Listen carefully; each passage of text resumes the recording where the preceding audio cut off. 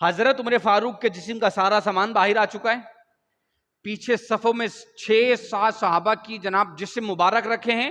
حضرت عمر فاروق مصلی سے پیچھے آئے، عبد الرحمن بن عوف کا ہاتھ آگے پکڑ کر مصلی بھی کیا. فرمایا عبد الرحمن نماز پڑھا دو. جماعت کسی نے نہیں چھوڑی. سمجھنے والے کے لیے بہت کچھ ہے. خلیفہ وقت ہیں جس کی نام سے کیسر و کسرا اس وقت کی سپر پاور کانپ جاتی تھی. جس مرد کلندر نے اس وقت کی سپر پاور سے ٹکر دی وہ عمر فاروق ہیں. اور کیا کہہ رہے ہیں؟ نماز پڑھا دو.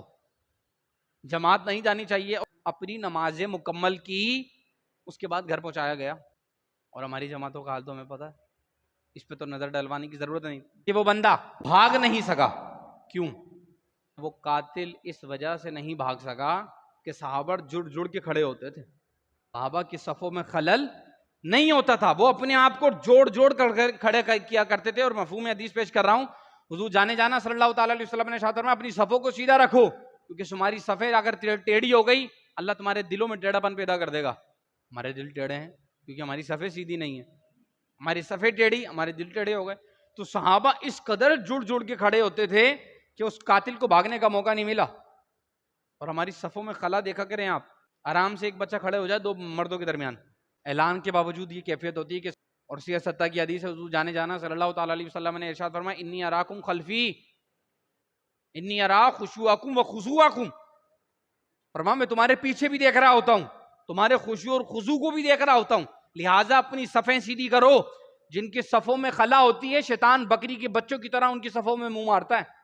تو یہ دو سبق اچھی طرح ذہن میں رکھیں کہ ایک تو حضرت عمر فاروق نے رضی اللہ تعالیٰ جماعت چھوڑنے نہ دی، اور نمبر 2 کہ صف بندی ایسی ہوتی تھی کہ بندہ بھاگ نہ سکا. تیسری چیز، چند ایک صحابہ کرام علیہم رضوان طبیب کو لینے گئے. کہا ہمارے خلیفہ وقت پر جناب عمر فاروق پر قاتلانہ حملہ ہو گیا ہے، تو آپ مان گرامی طبیب اور حکیم ہیں، آئیں چلیں اور ہمارے خلیفہ وقت کو دیکھیں. وہ طبیب کو لے کر آ رہے تھے. راستے میں طبیب نے کہا کہ تمہارے خلیفہ کا انتقال ہو چکا، مجھے جانے کی اجازت دو. صحابہ کرام علیہم رضوان کہنے لگے کہ تمہیں کیسے علم ہو گیا کہ عمر فاروق کا انتقال ہو گیا ہے؟ ہم تمہارے ساتھ، تم ہمارے ساتھ، نہ کوئی خطوط کا ذریعہ ہے، تمہیں کیسے علم ہوا کہ خلیفہ وقت دنیا سے جا چکے ہیں؟ فرمایا دیکھو وہ بکری کھیت میں چر رہی ہے. ہاں چر رہی ہے. کہا جس کھیت میں وہ چر رہی ہے وہ اس کے مالک کا کھیت نہیں ہے. اور یہ بکری تمہیں بتا رہی کہ خلیفہ وقت کا انتقال ہو چکا ہے، وہ شہید ہو چکے ہیں، کیونکہ جب تک عمر زندہ تھے تو کسی بکری کی جرت نہیں تھی کہ کسی غیر کی فصل کھا لے. حضرت عمر فاروق کے زندہ ہوتے ہوئے کوئی بکری کسی غیر کے کھیت میں جا کر اس کی فصل نہیں چرتی. آج یہ بکری اپنے مالک کی فصل کو چھوڑ کر دوسرے مالک کی فصل میں آ کر چر رہی ہے. تو یہ بکری بتا رہی ہے عمر انتقال کر گئے. یعنی کہ جس بندے کے دورہ خلافت میں بکری بھی دوسروں کے کھیت کا چارہ نہ کھائے، وہ دورہ خلافت کیسا ہوگا؟